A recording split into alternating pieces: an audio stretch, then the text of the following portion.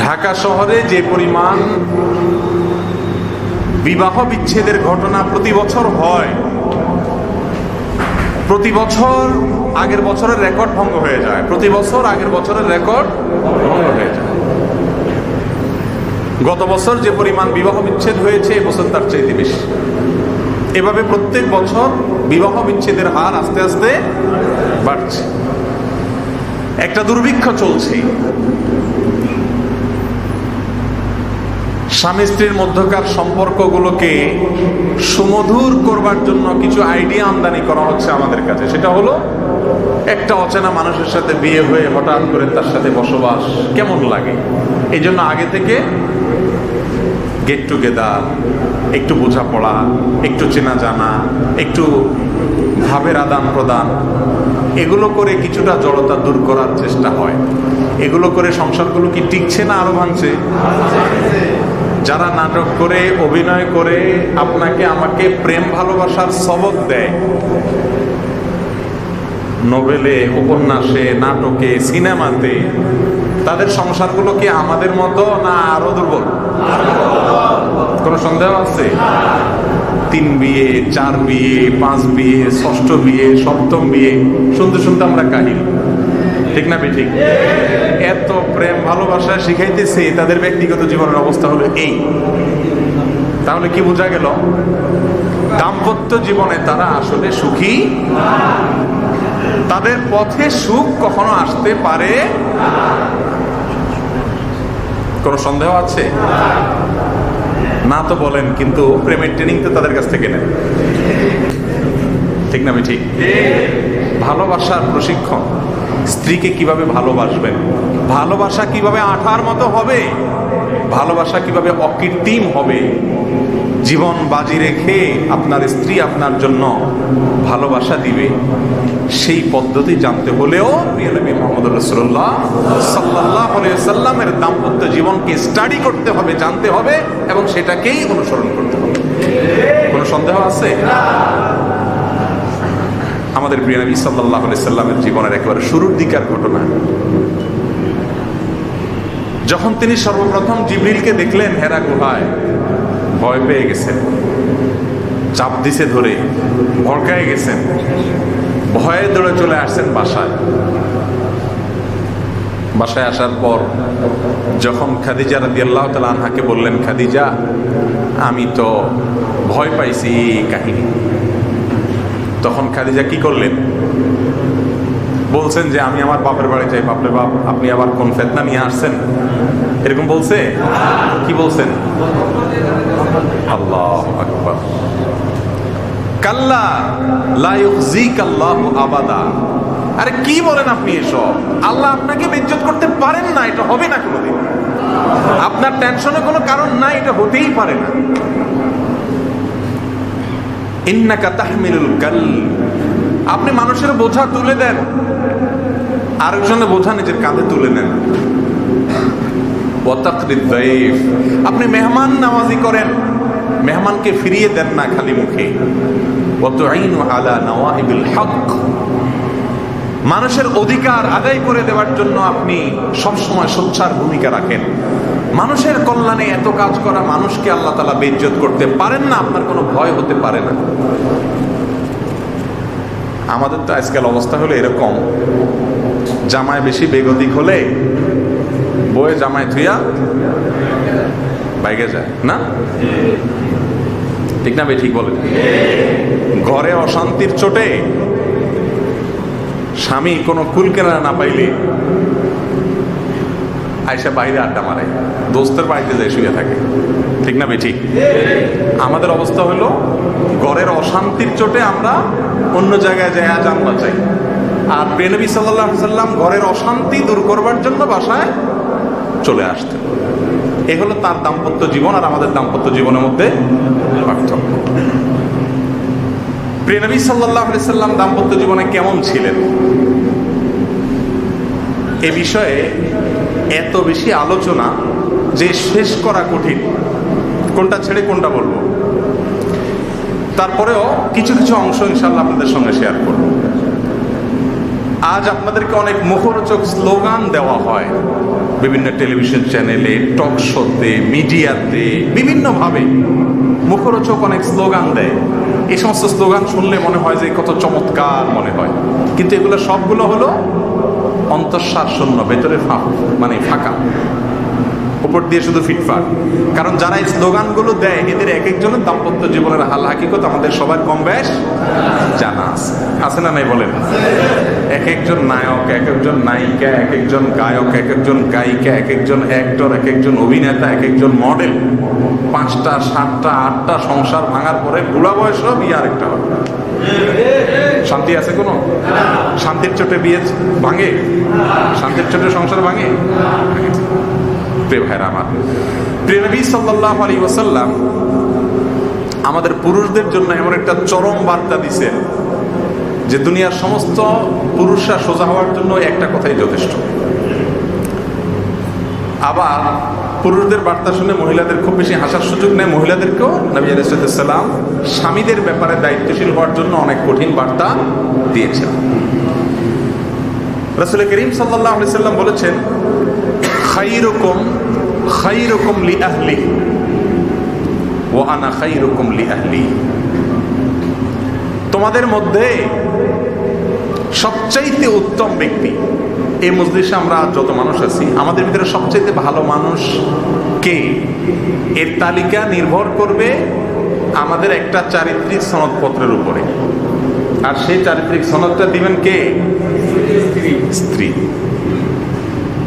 স্ত্রী যদি সনদ দেয় যে আমার স্বামী লোকটা আসলেই ভালো মানুষ, ওনার মতো মানুষ হয় না, তাহলে আপনি আল্লাহর খাতায়ও ইনশাআল্লাহ ভালো। আপনার যদি অন্যান্য ফরজ বিধানগুলো মানা হয়, আল্লাহর সমস্ত নাফরমানি থেকে বেঁচে থাকেন, আর একটা সার্টিফিকেট বউকে ফুসলে নিতে পারেন, তো ইনশাআল্লাহ আল্লাহর খাতায় আপনি ভালো হিসাবে নাম উঠে যাবে। এটা আমার কথা না, প্রিয় নবী সাল্লাল্লাহু আলাইহি ওয়াসাল্লাম বলেছেন, ওয়া আনা খায়রুকুম লিআহলি। তোমরা তোমাদের বউয়ের কাছে যত ভালোই হইতে না পারো না কেন, আমি তোমাদের সবার মধ্যে স্ত্রীর কাছে, পরিবারের লোকদের কাছে সবচাইতে ভালো। কথা কি বুঝতে পারছেন? বউয়ের কাছে ভালো থাকা কাজটা কি খুব সহজ না কঠিন? বিবাহিত যারা তারা জানেন খুব সহজ কোনো কাজ না, অনেক কঠিন কাজ না। বউয়ের কাছে ভালো থাকা, সুবহানাল্লাহ, এটা খুব মারাত্মক একটা জিনিস। এটা করতে হলে আপনাকে কি কি লাগবে জানেন? 1 নম্বরের কাজ হলো আপনাকে আপাদমস্তক একটা বেকুব সাজতে হবে। বাসায় যতক্ষণ থাকবেন কোনো পণ্ডিতই চলবে না, একদম আগাগোড়া সোজা সরল একটা বোকাশোকা মানুষ সাজবেন। পণ্ডিতই যা করার সব বাইরে করবেন, কারণ আপনার জান্নাতে যাওয়ার ঠেকা আছে না নেই? রবের কাছে সার্টিফিকেট দাখিল করতে হবে। সেখানে গিয়ে যদি বলেন আমার কমিশনার সব চারিত্রিক সনদপত্র দিয়েছে, উড়ে ফেলে দেবে ফেরেশতারা। তোমার কমিশনার তোমার চরিত্রে কি জানে? তোমার চেয়ারম্যান মেম্বার তোমার চরিত্রে কি জানে? তোমার চরিত্রের হাকিকত তোমার স্ত্রী সবচাইতে ভালো জানে। বাহিরে লম্বা লম্বা ওয়াজ আমি যেমন করতেছি, আপনাকে বসাই দিলে আপনিও পারবেন মাশাআল্লাহ, কিন্তু আপনার আমার আসল রূপ, মাথা গরম হওয়ার পর আমরা কি বলি, কি করি, আমাদের তখন চেহারা ছবি কি হয়, এসব হকিকত যার কাছে পরিষ্কার দিনের আলোর মতো, তিনি হলেন কে? স্ত্রী। এই জন্য রাসূল করিম সাল্লাল্লাহু আলাইহি ওয়াসাল্লাম আপনার আমার সার্টিফিকেটের দায়ভার কার উপরে চাপাইছেন? খায়রুকুম খায়রুকুম লিআহলি। তোমাদের ভিতরে যে ব্যক্তি তার স্ত্রীর কাছে, পরিবারের কাছে ভালো, সে হবে তোমাদের মধ্যে সবচাইতে ভালো। কাজটা কি সহজ না কঠিন? সহজ কাজ মোটেও। আজকে বাসায় গিয়ে বউকে জিজ্ঞাসা করবেন যারা বিবাহিত, আর যারা বিবাহিত না তারা মাকে জিজ্ঞাসা করবেন যে আসলে আমি মানুষটা কেমন, একেবারে ইমানে আমানে সত্যি কথাটা বলবেন।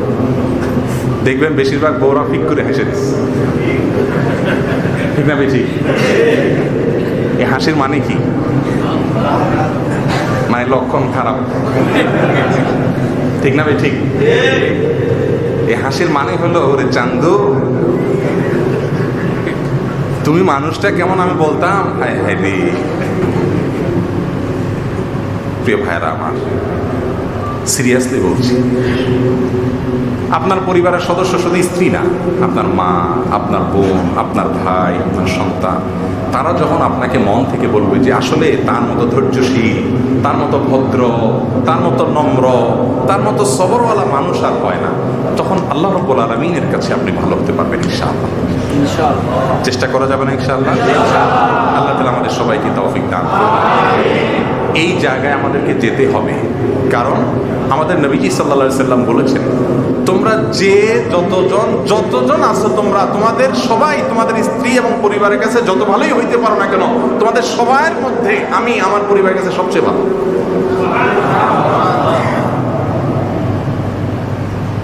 একজন স্ত্রী নিয়ে আমরা হিমশিম খাই, কত গন্ডগোল, ফাসাদ, ঝগড়া ঝাঁটি, মারামারি, কাটাকাটি, গালিগালাজ, ছেঁড়া ভাঙা চূড়া, মানে অবস্থা খারাপ, তুলকালাম। আর প্রিয় নবী সাল্লাল্লাহু আলাইহি সাল্লামের কয়জন ছিলেন? আল্লাহ, কোথাকার এক একজন, আরেকজন আরেক দেশের, আরেকজন আরেক জায়গার। একজন ছিল ইহুদিদের বংশধর সফিয়া রাদিয়াল্লাহু তাআলা আনহা, আরেকজন এসে খোঁচা মারা দিয়ে গেছে, তুমি ইহুদির মেয়ে, বসে বসে কাঁদতেছে। নবীজি এসে দেখতেছেন কান্না করতেছে, বলে কাঁদতেছো কেন? বলে ইয়া রাসূলুল্লাহ, আমাকে বলছে আমি নাকি ইহুদির মেয়ে। হ্যাঁ, ইহুদির মেয়ে তো ঠিক আছে। প্রিয় নবী সাল্লাল্লাহু আলাইহি সাল্লাম বলছেন, আরে সফিয়া, তোমার যে কপাল, পৃথিবীতে এই কপালারা নারী তো দ্বিতীয়টা নেই। কিভাবে? বলে তুমি নবীর মেয়ে, মুসা আলাইহিস সালামের বংশধর ইহুদি, আবার তোমার চাচা নবী হারুন আলাইহিস সালাম, মুসা আলাইহিস সালামের ভাই, আবার তোমার স্বামী নবী, আমি নবী সাল্লাল্লাহু আলাইহি ওয়াসাল্লাম নিজের কথা বলেছেন। তোমার চাচা নবী, তোমার বাপ নবী, তোমার স্বামী নবী, এরকম তিন দিক থেকে নবীর সাথে সংশ্লিষ্টতা আছে। এরকম মহিলা কে আছে? এরা তোমাকে এই সমস্ত বলে তো হিংসা করি। কিভাবে স্ত্রীর মনে সান্ত্বনা দিতে হয়? শুধু এটুকু বলে থামেন নাই, আবার যারা এটা বলছে তাদেরকে শাসন করেছেন, এই কেন এই সমস্ত কথা বলেছ? আমরা হইলে তো এক চোট নিয়ে ফেলতাম, তাই না? আয়েশা রাদিয়াল্লাহু তাআলা আনহা, তার বাসায় প্রিয় নবী সাল্লাল্লাহু আলাইহি ওয়াসাল্লাম ছিলেন। তিনি এক একজন এক এক স্ত্রীর কাছে থাকতেন এক এক দিন। যেদিন যার বাসায় থাকতেন, খাবার দাবার তিনি অ্যারেঞ্জ করতেন, তার বাসায় তিনি মেহমান। আয়েশা রাদিয়াল্লাহু তাআলা আনহা বয়স কম, গায়েরত, আত্মসম্মান বোধ অনেক মারাত্মক ছিল। আত্মসম্মান বোধ বুঝেন তো, মহিলাদের মধ্যে এমনি আত্মসম্মান বোধটা একটু বেশি। মহিলা কাস্টমার যদি ফোন করে, একবারে বেশি দুইবার করে, বাসায় মোটামুটি একটা বিরূপ পরিবেশ সৃষ্টি হয় কি না বলে? এটা এই কারণে হয় যে আল্লাহ রাব্বুল আলামিন মেয়েদেরকে সৃষ্টি করেছেন গায়ুর করে, তাদের ভিতরে গায়রত অনেক বেশি। তারা চায় স্বামী আমার, এখানে অন্য কারো দখলদারিত্ব তারা একদম সহ্য করতে। আয়েশা রাদিয়াল্লাহু তাআলা আনহার বাসায় প্রিয় নবী সাল্লাল্লাহু আলাইহি ওয়াসাল্লাম ছিলেন, তার বাসায় খাবার দাবার করবেন আজকে। আরেক স্ত্রী, তিনি চিন্তা করলেন আল্লাহ নবী আজকে আমার বাসায় নাই, আমি তাকে খাওয়াইতে পারতেছি না, তো একটু পাত্রে করে, একটা বাটিতে করে কিছু খাবার নিয়ে একটা কাজের লোক দিয়ে পাঠাই দেন, যে ওই বাসায় আছে তাতে কি আমি একটু খাবার দিলাম। সরল মনে পাঠিয়েছেন। আয়েশা রাদিয়াল্লাহু তাআলা আনহা দরজা খুলে যখন দেখছে কাজের লোক খাবার নিয়ে দাঁড়ায় আছে পাত্রে, উনি বাটিটা নিয়ে যত জোর আছে তত জোর দিয়ে ছুঁড়ে ফেলে গেছে। বাটি ভাঙা চুরমাচুর, খাবার তো শেষ। রাসূল করিম সাল্লাল্লাহু আলাইহি ওয়াসাল্লাম সবকিছু দেখলেন। দেখার পরে আয়েশা রাদিয়াল্লাহু তাআলা আনহা শুধু এটুকু বললেন, গারাত উম্মুকুম, তোমার মা অনেক আত্মসম্মান বোধ, তার তুমি অনেক আত্মসম্মান বোধ আলা বংশের মেয়ে, তোমার ইজ্জত অনেক বেশি লাগে, এটা বুঝতে পারছি আগে। তিনি নিজে গিয়ে বাটির ওই ভাঙা অংশগুলো কুড়ে নিয়ে আসলেন, এনে হুবহু এরকম আরেকটা বাটি বাসায় ছিল, সেই বাটিটা নিয়ে কাজের লোকটার হাতে দিয়ে বললেন, একদম কোনো টু শব্দ করবা না। ওখানে যায় যদি বলে যে এখানে এই কাহিনী ঘটছে, তাহলে বিশ্বযুদ্ধ, গৃহযুদ্ধ সব লাগবে কিনা। এই জন্য প্রিয় নবীজি বললেন, খবরদার, একদম কোনো শব্দ নাই, বাটিটা যেমনি সেমনি নিয়ে দিবা। উনি মনে করবে যে খাবার রেখে বাটি দিয়ে দিচ্ছে, বাটি একরকম দেখতে, একই রকমের বাটি। আমরা হলে কি করতাম? এই খাবার পাঠাইছে আমার জন্য মহব্বত করে, আর তুমি বাটি ভাঙিয়া ফালাইলা, একটা বিহিত এটার হইতে হবে, কি করলা তুমি? অন্তত এটুকু বলতাম কিনা। স্ত্রী যখন রাগান্বিত হয় তখন স্বামী সবর করতে হয়, শাসন করতে হলেও স্বাভাবিক অবস্থার পরে করতে হয়। এই শিক্ষা প্রিয় নবী সাল্লাল্লাহু আলাইহি ওয়াসাল্লাম আমাদেরকে দিয়েছেন, ঠিক না ঠিক? সৌদি আরবের একজন বড় আলেম ডক্টর আয়েদ আল কারনি, মুসলিম বিশ্বের সবচেয়ে জনপ্রিয় আলেমদের মধ্যে থেকে একজন। তার এক বক্তব্যে তিনি দারুণ কিছু টপিক চুজ করেছেন পারিবারিক শান্তি কিভাবে সৃষ্টি হবে বিষয়ে। প্রিয় নবী সাল্লাল্লাহু আলাইহি সাল্লাম তার পরিবারের সদস্যদের সাথে কেমন ছিলেন এগুলোর উপরে ভিত্তি করে বিভিন্ন ছোট ছোট ক্লিপ তিনি করেছেন। তার মধ্যে একটা ক্লিপে তিনি বলেছেন, দারুণ কিছু বুদ্ধি দিয়েছেন। বললেন যে যাদের বাসা বাড়িতে সবসময় ছোটখাটো যুদ্ধ লাগা থাকে মোটামুটি, তাদের জন্য একটা বুদ্ধি হলো, আপনাদের বাসায় শান্তি আসার একমাত্র উপায় হলো আপনারা সবাই আপাদমস্তক বোকা সাজবেন। বোকা সাজার কোনো বিকল্প হতে পারে না। বাসায় পণ্ডিত যারা সাজে তারা কখনো ভদ্রলোক হতে পারে না। ভদ্রলোকরা বউয়ের কাছে বিড়াল সাজে আর বাহিরে বাঘ থাকে, আর অভদ্রলোক আর ছোট লোকরা বাহিরে বিড়াল থাকে, বাসায় বাঘ সাজে। কথা কি বুঝাতে পারছি? মহিলারা উল্টাপাল্টা করবে, অযৌক্তিক কথা বলবে, মেজাজ গরম হওয়ার মতো কথা বলবে, তারপরেও ওইটাকে হাসি মুখে বরণ করে নিতে। ওই যে সার্টিফিকেট লাগবে তো আপনার, ঠিক আছে তো, ঠিক আছে, কিচ্ছু করার নেই। জান্নাত পাইতে হইলে, আল্লাহর কাছে ভালো থাকতে হলে, আল্লাহ নবী সাল্লাল্লাহু আলাইহি ওয়াসাল্লামের চোখে ভালো থাকতে হলে এই মহিলার সার্টিফিকেট নেওয়া ছাড়া কোনো পথ খোলা নাই, কোনো পথ খোলা নেই। এই জন্য তার কাছে ভালো থাকার জন্য যা দরকার তা করতে হবে। এই জন্য আয়জাল কারনি হাফিজাহুল্লাহ একটা পরামর্শ দিয়েছেন চমৎকার। তিনি বলেছেন, আমার এই পরামর্শের উপরে আমল করে আমার ইউনিভার্সিটির ছাত্ররা, বহু মানুষ আমাকে জানাইছে যে আমাদের জীবনে আমূল পরিবর্তন পাইছি, পুরো পরিবর্তন হয়ে গেছে, সব বাসার যে সেট আপ পুরো চেঞ্জ।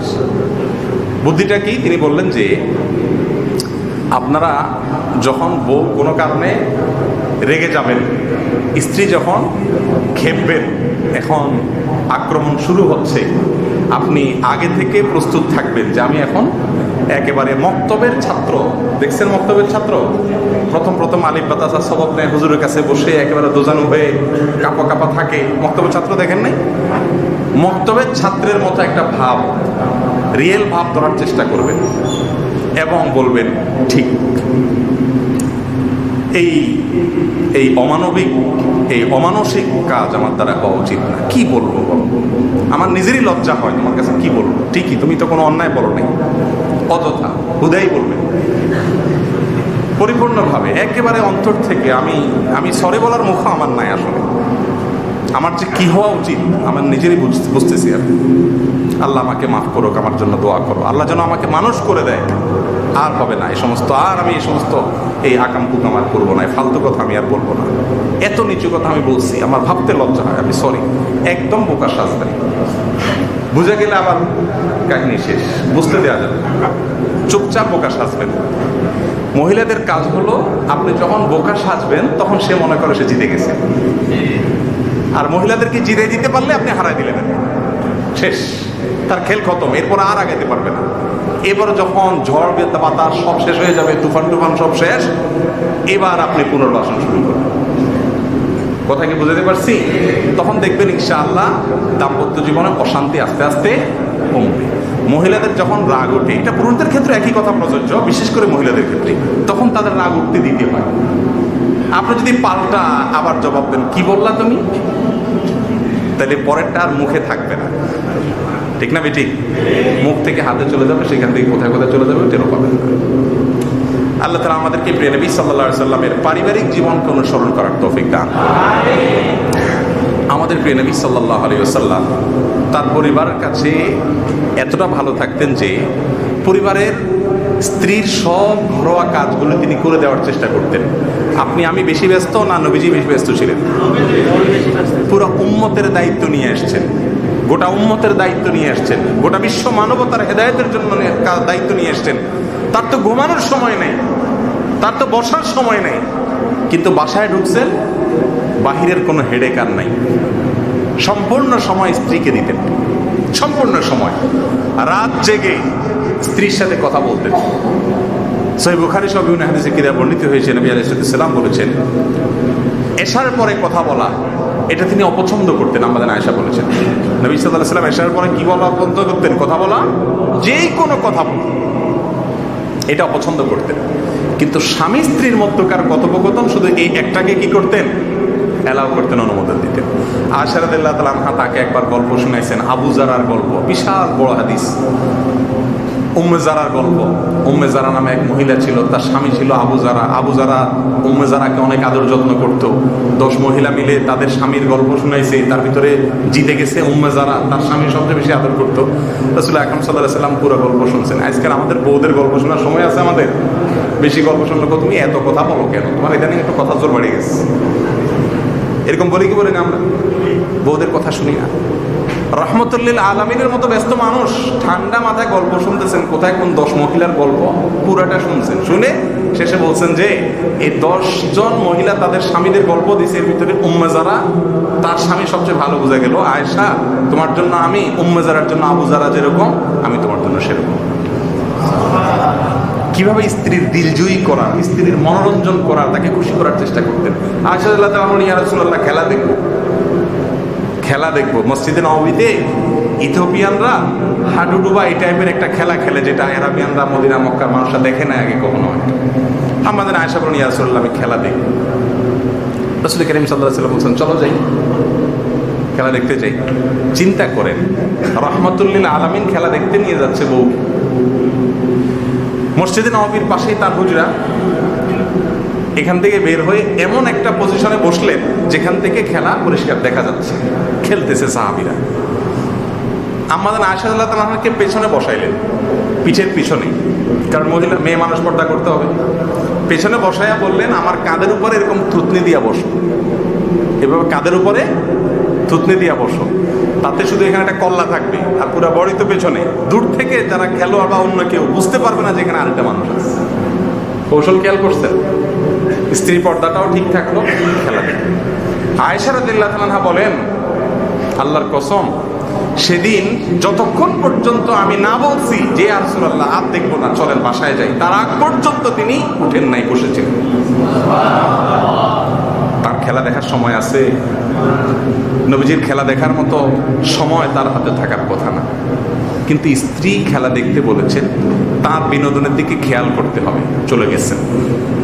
এরপর আমাদের আয়েশা রাদিয়াল্লাহু তাআলা আনহা হাদিসের শেষে বলেছেন, ফাকদুরু কদরাল জারিয়াতিল হাদিসাতিস সিন্নি আল হারিসাতি আলাল লাহবি। ও দুনিয়ার মানুষ, পুরুষেরা, তোমরা তোমাদের অল্প বয়স্কা স্ত্রী যারা খেলাধুলার দিকে, বিনোদনের দিকে একটু তাদের ঝোঁক আছে, তাদের বৈধ হালাল বিনোদনের ব্যাপারে তোমরা সাবধান থাকবে, দায়িত্বশীল থাকবে। আল্লাহ নবী সাল্লাল্লাহু আলাইহি ওয়াসাল্লাম এভাবে খেয়াল রাখতেন। এগুলোর ব্যাপারে অবশ্য ওয়াজ না করলেও চলে। আমরা স্ত্রীকে মোবাইল একটা জায়গা আরেকটা কিনে দিয়ে অনেক কিছু করি। আমাদের সমস্যা হলো আমরা ধৈর্য ধরতে পারি না, ঠিক না? ঠিক দেওয়ার জায়গা ঠিকই দিই, কিন্তু এমন এমন কথা বলি এদিক দিয়ে ঢুকে ওদিক দিয়ে বাইরে হয়ে যায়, আছে না নাই?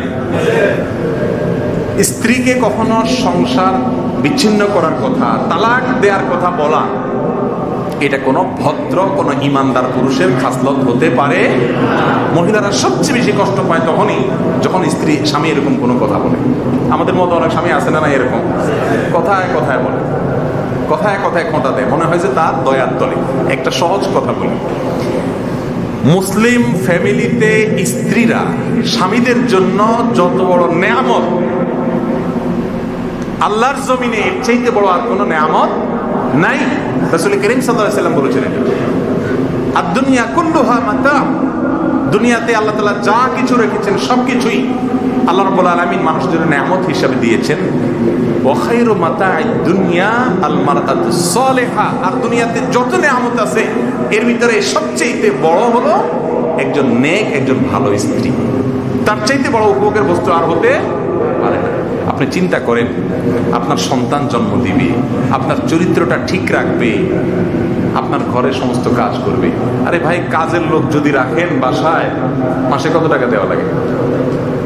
5,000 10,000 টাকা দিয়ে 24 আওয়ার্স কাজের লোকের সার্ভিস পাওয়া কঠিন হয়ে যায়। সেখানে কাজের লোকের সার্ভিস পাচ্ছেন, আপনার চরিত্র হেফাজত করতেছে ফুল, এরপরে আপনার বাচ্চা কাচ্চা জন্ম দিচ্ছে, আপনার পরবর্তী বংশধর দাঁড় করাই দিচ্ছে। আর কি চান? এই সার্ভিসগুলোর যদি মূল্য দিয়ে হিসাব করেন, কিয়ামত পর্যন্ত মূল্য পরিশোধ করা যাবে? একটু চিন্তা করে দেখেন তো, মিলান তো বাস্তবতার সাথে। এত কিছু সার্ভিস দেওয়ার পরে যদি সে একটু উল্টাপাল্টা বলে, উল্টাপাল্টা করে, একটু বেলাইন হয়, বেলাইনে যায়, তার কথায় আপনি বেলাইনে যান না, কিন্তু তার বেলাইন কাজগুলোকে, কথাগুলোকে হজম করার চেষ্টা করা উচিত কি উচিত না বলেন? প্রিয় ভাইরা আমার, শ্বশুর বাড়ির লোকেরা সাধারণত আমাদের দেশে তো বিয়ে করলে সাথে আবার যৌতুক টৌতুক দেওয়ার একটা প্রথা প্রচলিত আছে। আজকাল তো চাওয়া টাওয়া লাগে না, বলা টলা লাগে না, এমনি দেয়। কারণ এমন সিস্টেম হয়েছে যে ওই চিপায় মেয়ের বাপ অটোমেটিক পড়ে যায়, কোনো উপায় নেই, দিতেই হয়, খুশি হয়েই দেওয়া লাগে, এছাড়া কোনো উপায় নাই। অথচ একটা মেয়েকে জন্ম থেকে, গর্ভধারণ করা থেকে, জন্ম থেকে নিয়ে বিয়ের উপযুক্ত করা পর্যন্ত তার পেছনে যত ইনভেস্ট, যত খরচ, যত সময়, এগুলো সব ব্যয় করছে কে? মেয়ের বাপ মা, তাই না? আচ্ছা, এই মেয়েকে এসএসসি, এইচএসসি বা যত পড়াশোনা করাইছে, এই পড়াশোনা করাইছে টাকা পয়সা খরচ করে বাপ মা। এই পড়াশোনার সুবিধাটা ভোগ করবে কে? স্বামী। কিভাবে? তার ছেলে মেয়ে পড়াবে, তার সংসারে ওইটার সার্ভিস দিবে। ভোগটা কি বাপ মা করে? ইনভেস্টটা করে বাপ মা, ভোগ করতেছেন আপনি, ঠিক না? ঠিক। খাওয়াইয়া পড়াইয়া ট্রিটমেন্ট করে মেয়েটাকে একজন বড় মানুষ, অ্যাডাল্টে পরিণত করে দিচ্ছে। এরপরে এই অ্যাডাল্টে গোটা মানুষটার থেকে যে সার্ভিস, সব ধরনের, এই সার্ভিসটা কি বাপ মা পায় না স্বামী পায়? তাহলে এই স্বামী শ্বশুর শাশুড়ির কাছে সারা জীবন মাথা নত করে থাকলেও তো তার দায় শোধ হবে না, হবে? বরং বলা উচিত যে শ্বশুর আব্বাজি, শাশুড়ি আম্মা যান, আপনারা মেয়ের গর্ভে ধারণ করা থেকে নিয়ে বিয়ের আগ পর্যন্ত কত টাকা পয়সা খরচ করছেন, কত কি করছেন, এটা ফিগারটা বাইর করেন। ফিগার বাইর করলে তো আপনার 14 বছর সব পেশা লাগবে, ঠিক না? ঠিক। এই সব পরিশোধ করার পরেও তো তার দায় পরিশোধ হবে। তাহলে সে বউয়ের সাথে কিভাবে খারাপ ব্যবহার আসে? কোন মুসলমান কখনো তার স্ত্রীর সাথে খারাপ ব্যবহার করতে, যদি করে সে কখনো ভালো মুসলিম হতে পারে, অসম্ভব। কথা কি বুঝাতে পারছি? প্রিয় ভাইরা আমার, ওয়াজ সব মহিলাদের পক্ষে চলে যাচ্ছে, বিপক্ষেও যাবে ইনশাআল্লাহ কিছু। আগে আপনাদের সোজা করে নি, তারপর মহিলাদের কথা বলবো ইনশাআল্লাহ। ধৈর্য ধারণ করার জন্য দায়িত্ব তাদের বেশি না আমাদের বেশি? প্রিয় নবী সাল্লাল্লাহু আলাইহি সাল্লাম কত সুন্দর করে বুঝিয়েছেন, তোমার স্ত্রীর যদি কোনো একটা গুণের কারণে তুমি তার প্রতি মনক্ষুণ্ণ হও, তো তার বহু ভালো গুণ আছে, সেগুলোর কথা চিন্তা করো। আছে না নাই? এমন কোন মানুষ পৃথিবীতে আছে যার সব খারাপ গুণ, একটাও ভালো গুণ নেই? এমন কোন মানুষ আছে? একজন নেই। প্রত্যেকটা মানুষ, তার ভিতরে খারাপ গুণ যদি থাকে, ভালো গুণ অবশ্যই আছে। শুধু খারাপ গুণ দিয়ে আল্লাহ তাআলা কোনো মানুষ সৃষ্টি করেননি। আম্মা জান আয়েশা রাদিয়াল্লাহু তাআলা আনহার কথা বলি। ওনার বয়স কম ছিল, ছোট মানুষ ছিলেন, একটু উড়া উড়া ছিলেন। আপনার আটার খামিরা করে অনেক সময় ঢাকা ছাড়া অন্যদিকে চলে যেতেন, ছাগল এসে মুখ দিয়ে খাই ফেলত। তো এই ধরনের সমস্যা তার ভিতরে ছিল, বিভিন্ন হাদিসে উঠে আসছে। কিন্তু রাসূল করিম সাল্লাল্লাহু আলাইহি ওয়াসাল্লাম কখনো তাকে ধমক দিয়ে একটি কথাও বলেছেন বলে কোনো হাদিস থেকে পাওয়া যায় না। এর মানে কি এই যে উম্মুল মুমিনিন যারা ছিলেন তারা একেবারে সব ফেরেশতার মতো ছিলেন, টু শব্দ হয় না, এরকম না। বহু কিছু টুনটান হয়েছে গেছে, এবং সেখানে মাশাআল্লাহ পক্ষ বিপক্ষ গ্রুপিংও হয়েছে, কিন্তু হয়েছে না হয় নাই? পক্ষ পক্ষ গ্রুপিং হয়েছে। ওমর রাদিয়াল্লাহু আনহু মাঝখানে মধ্যস্থতা করতে হয়েছে। কিন্তু প্রিয় নবী সাল্লাল্লাহু আলাইহি ওয়াসাল্লাম কখনো স্ত্রীদের সাথে দুর্ব্যবহার, শক্ত কোনো রুক্ষ কোনো কথাও, আল্লাহ আয়াত নাজিল করে বলে দিয়েছেন, হে রাসূল আপনি যা বলে দেন তাদেরকে, ভালো না লাগলে যার মনে চায় সে চলে যাক, রাস্তা খোলা আছে। আর যদি থাকে নবীর স্ত্রী হিসাবে, তাহলে এইভাবে থাকবে। আল্লাহ আয়াত করে নাজিল করে বলে দিয়েছে, কিন্তু রাসূল মুখ ফুটে তার স্ত্রীদেরকে একটা কথাও বলেননি। সেই রাসূলের উম্মত হয়ে স্ত্রীর সাথে দুর্ব্যবহার করে আমাদের কখনো মানা না। এখন একটা মুশকিল হলো, শয়তান আমাদের কাছে একটা যুক্তি দেয়। যুক্তিটা বলবো? যুক্তিটা হলো, শয়তান বলে যে তাকে শাসন তো আমাকেই করতে হবে, আমাকেই তো শাসন, আমি শাসন না করলে সে শিখবে কোথায়? সুন্দর একটা যুক্তি না? শয়তান এই যুক্তি দিয়ে এবার আস্তে আস্তে আপনারা এই পাওয়ার দেয়। এবার একটা খারাপ কথা বলেন, আরেকটা বলেন, ঝগড়া হয়, জাটি হয়, বাবার বাড়ি চলে যাও, এবার আস্তে আস্তে নিজের দিকে নামা শুরু করে। ঠিক না বেঠিক? ভালো করে শুনে রাখেন। একজন পুরুষ ওই মজলিসে আছেন কিনা, থাকলে একটু হাত তুলে দেখাই। প্রিয় নবী সাল্লাল্লাহু আলাইহি ওয়াসাল্লাম সম্পর্কে স্পষ্টভাবে তার শামায়েলে ভিতরে বর্ণিত হয়েছে, মা আবান নবী সাল্লাল্লাহু আলাইহি ওয়াসাল্লাম আত-তাআমা কাত্তু। প্রিয় নবী সাল্লাল্লাহু আলাইহি ওয়াসাল্লাম জীবনে কখনো কোনো খাবারের দোষ ধরেননি, কখনো কোনো খাবারের দোষ ধরেননি। তার মানে কি এই যে তার স্ত্রীগণ উম্মুল মুমিনিন, উম্মাহাতুল মুমিনিন রিদওয়ানুল্লাহি আলাইহিম, তারা যা রান্না বাড়া করেছেন সব 100% পারফেক্ট ছিল, কখনো লবণ কমবেশ হয় নাই, কখনো কিচ্ছুতে অসুবিধা হয়নি। ব্যাপারটা কি এরকম? মানুষের হাত একটু এদিক সেদিক তো অবশ্যই হতে পারে, কিন্তু তিনি কখনো খাবারের দোষ ধরেন নাই। একটু শব্দটা, বাক্যটা আবার চিন্তা করেন, কখনো জীবনে কখনো খাবারের দোষ ধরেননি। আর আমাদের অবস্থা কি? এবার হাত তোলেন দেখি, বুকের পাটা বল থাকলে হাত তোলেন যে আমি জীবনে কোনোদিন কখনো বলি নাই খাবারের দোষ। এই লবণ কম হয়েছে, মরিচ বেশি হয়েছে, এই ডালটা একটু পানি বেশি হয়ে গেছে, একটু বেশি ঘন হয়ে গেছে, এরকম কোনো দোষ কখনো ধরি নাই। এরকম কোনো মানুষ থাকলে হাত তোলেন দেখি। আছে? ও আবিয়াতের হাত তুললে বলো কি? আবিয়াতের হাত তুললে হবে না, আপনার হাত তুলতে হবে না। আবিয়াতের হাত তুলতে বলছে নাকি? মাশাআল্লাহ, বিবাহিতদের 2টা হাত তুলছে, আলহামদুলিল্লাহ। আল্লাহ তাআলা আমাদেরকে হাতগুলো আরো বেশি হাত তোলার তৌফিক দান। প্রিয় ভাইরা আমার, ভালো করে শুনেন, প্রিয় নবী সাল্লাল্লাহু আলাইহি সাল্লাম খাবারের দোষ কখনো ধরেন নাই। আর আমাদের অবস্থা হলো কি? যত ভালো করে বেচারি রান্না, কত কষ্ট করে যে রান্না বাড়া করে। এই যে লকডাউনে মহিলাদের কষ্ট পুরুষরা মোটামুটি, বেশিরভাগ পুরুষরা মোটামুটি বুঝার তৌফিক হয়ে গেছে। ঠিক না বেঠিক? একদিন একটু শখ করে রাঁধতে গেছেন তো বাবার নাম, মায়ের নাম সব মুখ দিয়ে বাইরে। ঠিক না বেঠিক? কি কষ্ট তারা করে। আপনি মনে করেন যে আপনি সারাদিন দোকানদারি করেন, ব্যবসা করেন, কষ্ট করেন, মহিলা বোধহয় বাসা বসে বসে আরাম করে।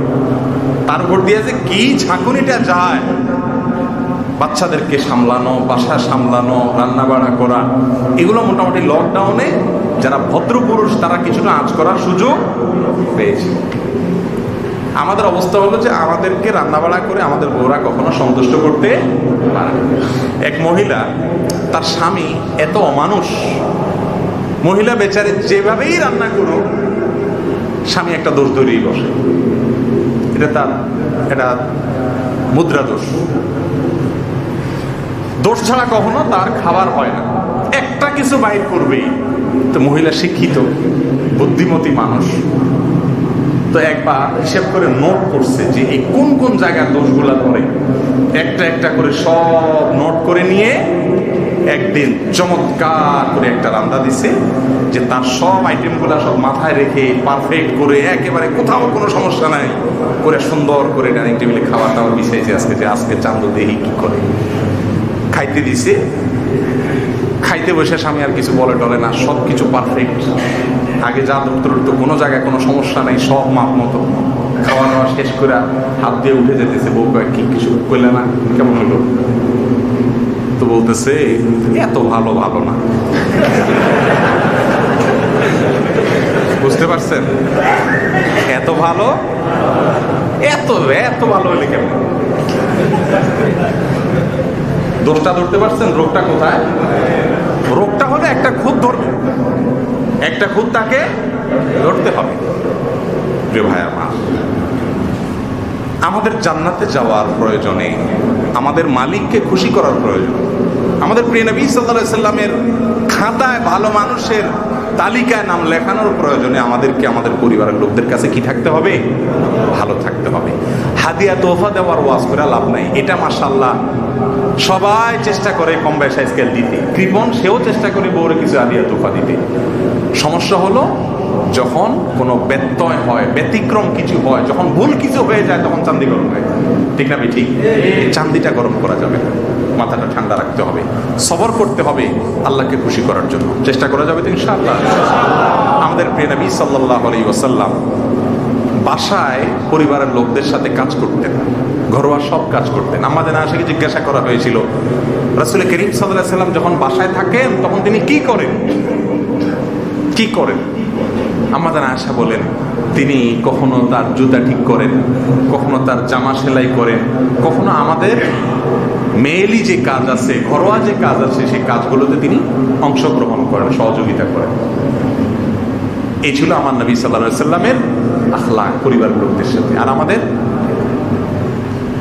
মোবাইলটা হাতে আইতে কলিং বেল দেই, কলিং বেল টিপে বেশিরভাগ পুরুষ ফেসবুক আর ইউটিউব ঘাঁটতে দরজা খোলার পরে কি বই খুললো না পোলাপানি খুললো এসব দেখা দেখি টাইম নেই, একেবারে ঘুমানো পর্যন্ত মোনাজাতে থাকে, টেলিফোন মোবাইলে মোনাজাতে থাকে। ঠিক না ঠিক বলেন?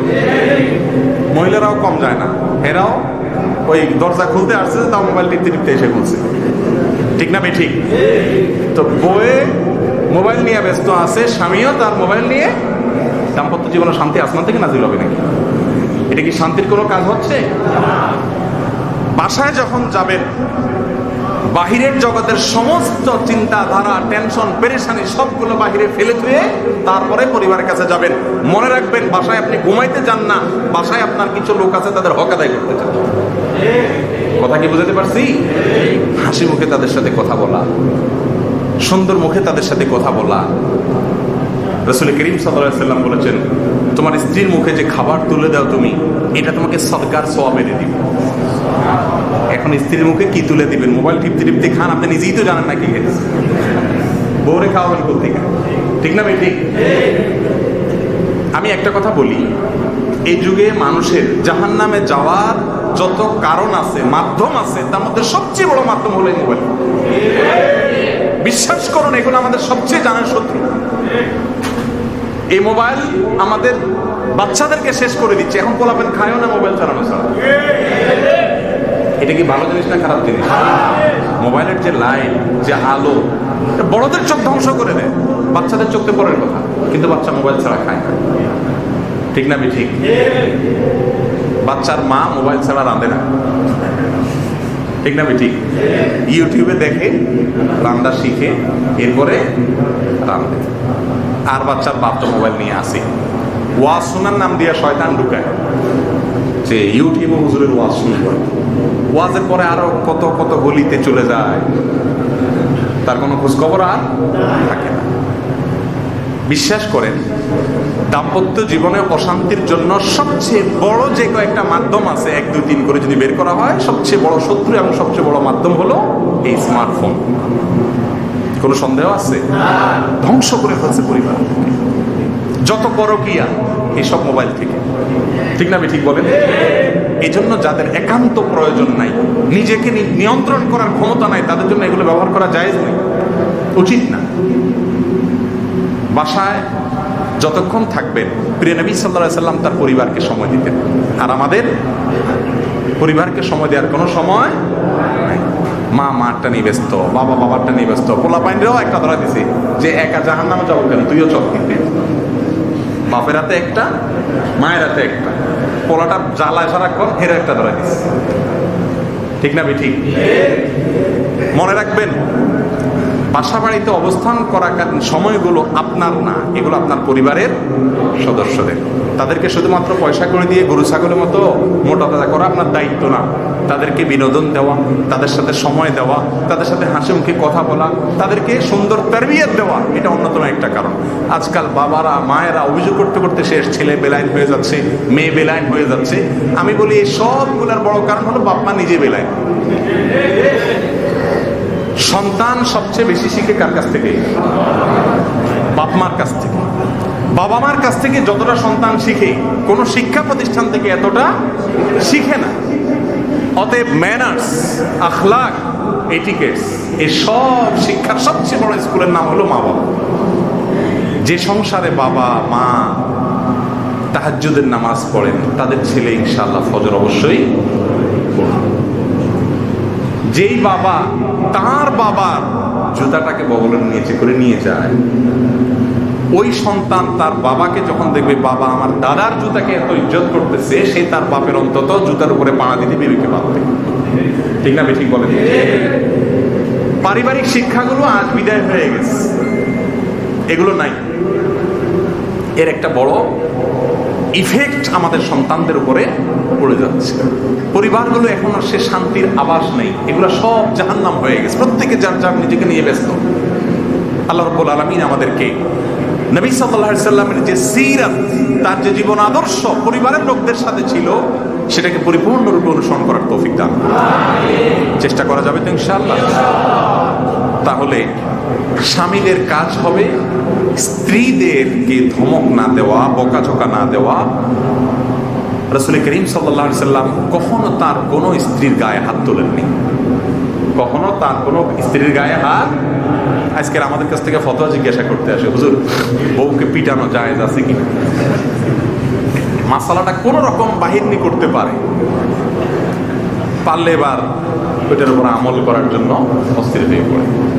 অথচ এই কথা সে জানার চেষ্টা করে না যে আমার নবীজি সাল্লাল্লাহু আলাইহি সাল্লামের এতজন স্ত্রী এক একজন এক এক ঘর থেকে আসছে, এত বৈপরীত্য হওয়ার কথা, এত ব্যত্যয় হওয়ার কথা, কিন্তু তিনি কখনো কারোর গায়ে হাত তোলেন, ধমক দিয়ে কাউকে কথা বলতেন। তো কোথায় আমাদের সে আখলাক? ওই যে বললাম, তিনি কখনো খাবারের দোষ ধরেন নাই। আমরা বলি শাসন করার জন্য হলেও দোষ ধরতে হবে। আপনি শাসন করার জন্য দোষ ধরার দরকার কি? বউ যখন উল্টা পাল্টা রাঁধে, লবণ উল্টা পাল্টা হয়, আপনি কয়েকদিন রাঁধে দেখান না যে লবণ কত পারফেক্ট দেওয়া যায়, মাশাআল্লাহ।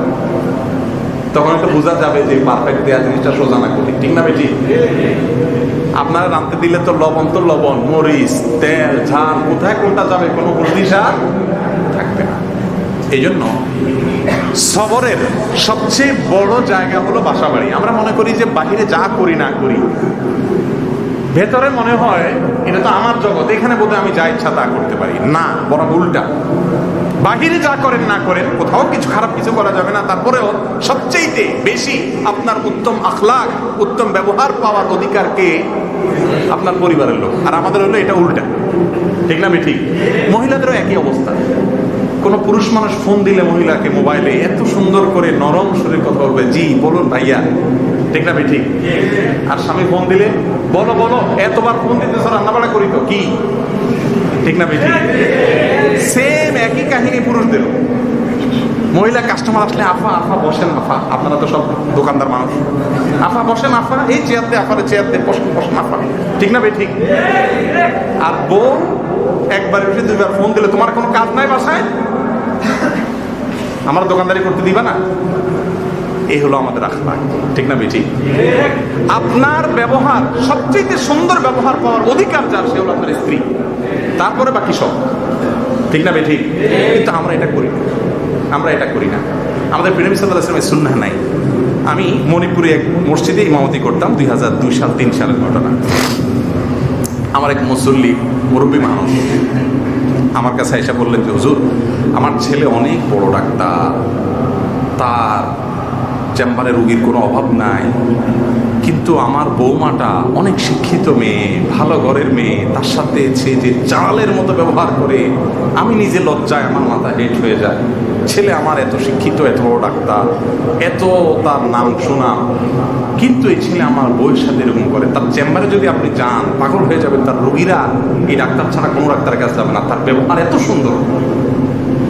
সেই ছেলে আমার বাসায় আসলে কুকুরের মতো সারাক্ষণ গেউ গেউ করতে থাকে বৌমাটার সাথে। আমার বৌমা নামাজের পরে 2 হাত তুলে বদদোয়া করে কষ্টের চোটে, আমি দেখতে পাই বৌমার কোনো দোষ নেই।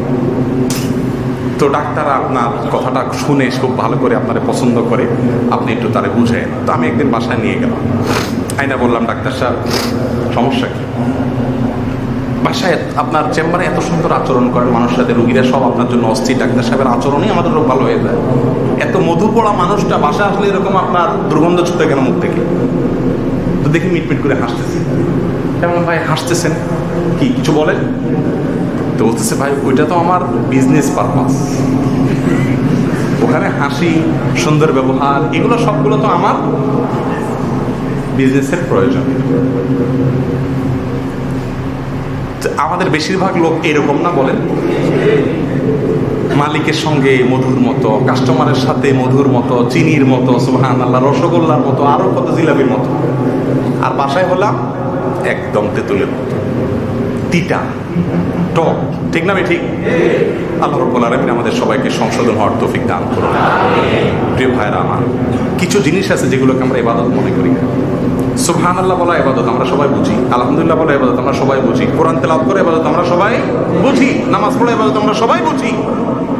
স্ত্রীর দুর্ব্যবহারকে হজম করা, ধৈর্য ধারণ করা, গিলে ফেলা, সবর করা, আল্লাহর জন্য ক্ষমা করে দেওয়া, হাসি মুখে গ্রহণ করে নেওয়া, এটাও যে ইবাদত সেটা আমরা বেশিরভাগ মানুষ জানি না। শেষ কবে বউয়ের মুখে খানা তুলে দিয়েছিলেন? হাত তোলার দরকার নাই, একেবারে সিক্রেট বিষয়। খুব কম না বলেন? অথচ প্রিয় নবী সাল্লাল্লাহু আলাইহি ওয়াসাল্লাম হাদিসে স্পষ্ট করে বলেছেন, তোমার স্ত্রীর মুখে খাবার তুলে দেওয়া এটা হলো গরিবকে দান করলে সাদকার যেরকম সওয়াব হয় সেরকম সওয়াব আল্লাহ তাআলা আলাদা দিবেন স্ত্রীকে ভালোবেসে খাবারটা মুখে তুলে দিবেন। যে ব্যক্তির সাথে তার স্ত্রীর ভালোবাসার সম্পর্ক যত বেশি, বন্ধন যত মজবুত, তার তাকওয়া ইনশাআল্লাহ অন্যান্য ফরায়েজ আহকামগুলো যদি মেনে চলে আল্লাহ, তার পাশাপাশি যদি এটা হয় তাহলে তার তাকওয়া ইনশাআল্লাহ তত বেশি মজবুত। এখন মুশকিল হলো এই ওয়াজ শুনে আবার বইয়ের কথায় বাপ মা ভাই বোন এদের সাথে একেবারে কাঁচা দিয়ে লেগে যায়। এই সমস্যাটা আছে না নাই? অনেক বউর কথা হলো যে সব ঠিক আছে, তুমি শুধু ওই তোমার ভাই বোনের ব্যাপারে তোমার যে অতিরিক্ত নাক গলাগুলি এইটা বেশি করো, তুমি এটা করিও। বউরা এরকম করে কি করে না? এই ব্যাককল মহিলা অনেক। ব্যাককলের জন্য বললাম, রাসূল করিম সাল্লাল্লাহু আলাইহি ওয়াসাল্লাম বলেছেন, বুখারী বর্ণিত হাদিস, মান সাররাহু আইয়ুসাতা লাহু রিজকুহু আও ইউনসা লাহু ফি আথারি ফালিয়াসিল রাহিমা। যে ব্যক্তি চায় তার রিজিক আল্লাহ বাড়ায় দেখ, দোকানে কাস্টমার বাড়ুক, তার জীবনে আল্লাহ তাআলা বরকত দান করুক, এটা যে চায় তার জন্য অব্যর্থ মহৌষধ হলো তার আত্মীয় স্বজনের সাথে, রক্ত সম্পর্কীয় লোকগুলোর সাথে সম্পর্ক যেন বিল্ড আপ করে। যার প্রয়োজনের সাথে, রক্ত সম্পর্কীয় আত্মীয়দের সাথে সম্পর্ক যত গভীর, আল্লাহ রাব্বুল আলামিন ওই ব্যক্তির জীবনে তত বেশি বরকত দান করেন। এখন একজন বুদ্ধিমতী স্ত্রী তিনি বরং তার স্বামীকে বলবেন, তোমার ভাই বোনের সাথে, মা বাবার সাথে আরো বেশি সম্পর্ক বিল্ড আপ করো, তাহলে আমারই লাভ, কারণ তোমারই বরকত আল্লাহ দিবে, লাভ আমার, ঠিক না ভাই? ঠিক। এর মহিলা নিজের পায়ে নিজে কুড়ালাঘাত করে, কুঠারাঘাত করে। কারণ স্বামীকে যদি তার রক্ত সম্পর্কে লোকগুলো থেকে ছিন্ন করা হয়, তাতে মহিলার লাভ না ক্ষতি? ক্ষতি, কারণ স্বামীর হায়াত কমবে, স্বামীর রিজিক কমবে, স্বামীর বরকত কমবে। এই জন্য অনেক পুরুষ আছে স্ত্রীকে ভালোবাসতে গিয়ে ভালোবাসার ওয়াজ করা লাগে না, এত ভালোবাসা বাসে যে ভালোবাসতে গিয়া, স্ত্রীকে খুশি করতে গিয়া বাপ মা ভাই বোন সব তালাক দিয়ে ফেলে, ঠিক না বেঠিক? এই রোগের রোগী আছে না নেই? এখানে ব্যালেন্স করতে হবে। ব্যালেন্স কিরকম আমি বলি, বউ যদি সারাক্ষণ আপনার কান পড়া খাওয়ায় আর ব্যাককল মহিলা হয়, না বুঝে, তাহলে এর সাথে হু হু যা করা দরকার সব করবেন, হু হু যা করা দরকার সব হু হু করবেন, আর তলে তলে আপনার যা করা দরকার সেটাও ঠিক মতো করবেন। ঠিক তো বললেন, এরপরে কি সার্টিফিকেট পাবেন সেটা জানেন? এরপরে বউ বলবে যে বলদ মানুষ, ঠিক না বে? ঠিক। এত বুঝাই, আমার কাছে আসলে ঠিকই বুঝে হু হু করে, আবার সেখানে গেলে ঠিক আবার পড়লে মানে একটা বেকুব সেকুব মানুষ। আর এই সার্টিফিকেট যদি বউর কাছে পাইতে পারছেন একবার যে আপনি বলদ, তাইলে আপনি কাজ ইল্লাফ হবে। বুঝেন নাই কথা? মহিলারা সবচাইতে বেশি পছন্দ করে কোন স্বামী? বেকুব সেকুবটাই। যত বেকুব সাজতে পারবেন তত তার কাছে ভালো হইতে পারবেন।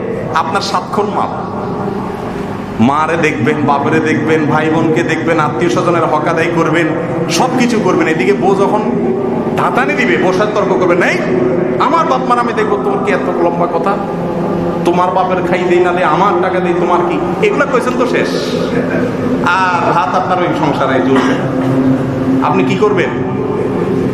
ঠিকই কইছো, আমার আসলে হিসাব নিকাশ করা উচিত, মনে থাকে না আমার এগুলা। পুরা পাঠ নিবে। এই পাঠ নেওয়ার পরে কি হবে? বয়ে বলবে যে তুমি একটা বোকা শোকা, তোমারে বললে ঠিকই বুঝো, আবার জায়গা মধ্যে কি করবা বলো, আমি আসলে এরকম নিজেরা নিজে বঞ্চনা দিবে। এটা হলো একটা বুদ্ধি। কত বুদ্ধি নিজের খায় শিখাবো? জায়গায় জায়গায় অ্যাপ্লাই করতে হবে, জায়গায় জায়গায় অ্যাপ্লাই করতে হবে। আর আসলে মন থেকেই স্ত্রীদের কাছে বোকা সাজার ভিতরে একটা আনন্দ আছে। সব জায়গায় বিরক্ত দেখানোর মধ্যে কি নাই? আনন্দ নাই। আমি আমার নিজের কথা একেবারে অনেস্টলি যদি আপনাদের বলি, আমি চেষ্টা করি আমার পরিবারের কাছে একেবারে বিড়াল সেজে থাকার জন্য। শুধু স্ত্রী না, সন্তানদের কাছে এমন একটা ভাব ধরি, ছেলে মেয়েরা মনে করে আরে কি আব্বু যে কি একটা মানুষ না, ওরা খুব খুশি, মানে ওরা অনেক শেয়ানা, আব্বু একটু সবাই প্রত্যেকটা বিশ্বাস করেন সমস্ত স্ত্রীদের এটাই চাহিদা যে আমার স্বামীটা কি থাকুক, একটু পোকাশোকা থাকুক, উঠামো বসামো, কথায় কথায় উঠবেন বলবেন, লেফট রাইট করবেন, যত শুনবেন তত, কিন্তু গল্লিটাও ঠিক রাখবেন। আপনার যে হক আল্লাহর পক্ষ থেকে বাপ মার প্রতি, ভাই বোনের প্রতি, বইয়ের কথা সেটা দূর করা যাবে? খবরদার, ওই জায়গা ঠিক থাকতে হবে। অনেকে এই জিনিসগুলো না বোঝার কারণে সমস্যা তৈরি হয়।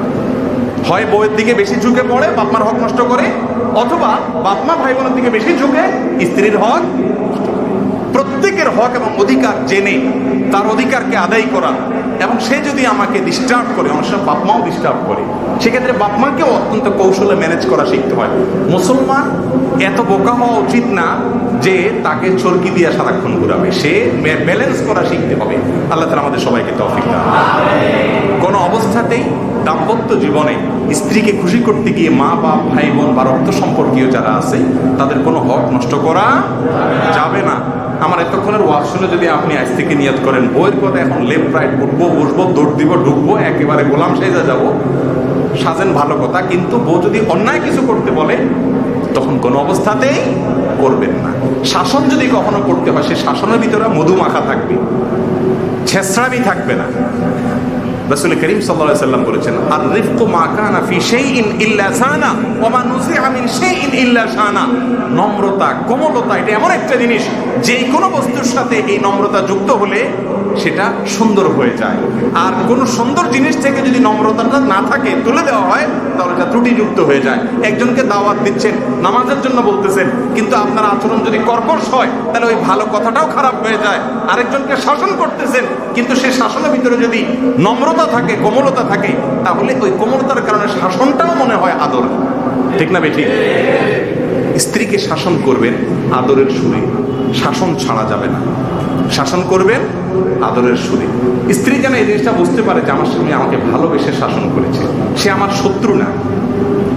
চাড়ালে মতো আচরণ করবেন না, মনে থাকবে তো ইনশাআল্লাহ?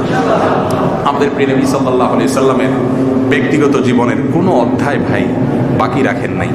যত বড় বড় পণ্ডিত দেখবেন, মনীষী দেখবেন, সবাই পার্সোনাল লাইফ বলতে একটা গোপন অধ্যায় জীবনের থাকে না? থাকে না? টিভিতে আইসা দেখবেন লম্বা লম্বা সবক দেয়, টকশোতে আইসা জাতিকে বুদ্ধি বিক্রি করে, বাসায় বউ বিদায়, কাজের মেয়ে বিদায়। প্রায় শোনেন না আপনারা এগুলা? প্রায় শোনেন না এই সমস্ত? তার মানে জীবনের কিছু অধ্যায় আছে যেগুলো মিডিয়ার ইয়েতে ক্যামেরায় আসে না, সে অধ্যায়গুলো অনেক নোংরা। ঠিক না ঠিক? আল্লাহ রাব্বুল আলামিন তার রাসূল সাল্লাল্লাহু আলাইহি সাল্লাম সম্পর্কে আমাদেরকে বলেছেন, লাকাদ কানা লাকুম ফি রাসূলিল্লাহি উসওয়াতুন হাসানাহ। তোমাদের জন্য আল্লাহ রাসূলের মধ্যে উত্তম আদর্শ আছে। এমন এক নমুনা আল্লাহ পাঠাইছেন ওনাকে, এমন এক মডেল আল্লাহ ওনাকে পাঠাইছেন যে ওনার জীবনের কোনো ব্যক্তিগত বা গোপন অধ্যায় বলতে কোনো কিছু, স্ত্রীর সাথে সহবাস করাকালীন সময়ে তার নীতি কি ছিল সে বিষয়গুলো উম্মাহাতুল মুমিনিন, তার স্ত্রীগণ বিভিন্ন হাদিসের পরতে পরতে আমাদেরকে বাতলে গেছে। আছে না নাই? আছে। টয়লেটের ভেতরে মলত্যাগ করার পর কিভাবে পরিচ্ছন্ন হয়েছে, একেবারে প্রাইভেট বিষয় না, ব্যক্তিগত বিষয় না, এগুলা কেউ কারোর কাছে শেয়ার করার জিনিস। এই জিনিসটা পর্যন্ত প্রিয় নবী সাল্লাল্লাহু আলাইহি সাল্লামের তিনি হাদিসের মাধ্যমে আমাদেরকে পবিত্রতার অর্জনের পদ্ধতি শিক্ষা দিয়েছেন না? দেন নাই? সাহাবী আবু হুরায়রা রাদিয়াল্লাহু তাআলা আনহু তিনি একবার যখন বললেন যে আমাদের প্রিয় নবী সাল্লাল্লাহু আলাইহি সাল্লাম আমাদেরকে সব কিছু শিক্ষা দেয়, এমন কি টয়লেট সারার পর কিভাবে পরিচ্ছন্ন হবে সেই শিক্ষাটাও দেয়। তখন একজন অমুসলিম প্রশ্ন তুললো যে এটা কোনো কথা হইলো, তোমাদের রাসূল তোমাদেরকে এই ছোটখাটো জিনিস, একান্ত পার্সোনাল লাইফের এইটা এটা এটা শিক্ষা দেওয়ার জিনিস হলো? তখন সাহাবী ওই ব্যক্তিকে বললেন যে, দেখো, আমাদের প্রিয় নবী সাল্লাল্লাহু আলাইহি সাল্লাম বড় সব বিষয়তে শিক্ষা দেননি, ছোট বিষয়গুলো বাদ দেন না। বাবা মার কাছে ছোট সন্তানের কোনো কিছু গোপন থাকে? ছোট সন্তানকে কিভাবে মল ত্যাগ করার পরে পরিষ্কার করতে হয় মা শিখাই দেন না? দেন না? বাবা মা এগুলো শিখান কি শিখান না? প্রিয় নবী সাল্লাল্লাহু আলাইহি সাল্লাম আপনার আমার প্রতি এত বেশি দয়ালু ছিলেন, এত বেশি মায়ালু ছিলেন, এত বেশি আন্তরিক ছিলেন, এত বেশি স্নেহ করতেন, এত বেশি মমতা করতেন, এত বেশি ভালোবাসতেন যে আমাদের জীবনের প্রতিটি পরতে পরতে মা বাবা যেরকম সন্তানকে হাত ধরে ধরে শিক্ষা দিতেন, তিনি সেরকম শিক্ষা দিয়েছেন। তার শিক্ষাকে যদি আপনার পারিবারিক জীবনে অ্যাপ্লাই করেন, আল্লাহর কসম আপনার পারিবারিক জীবন শান্তিময় হবে।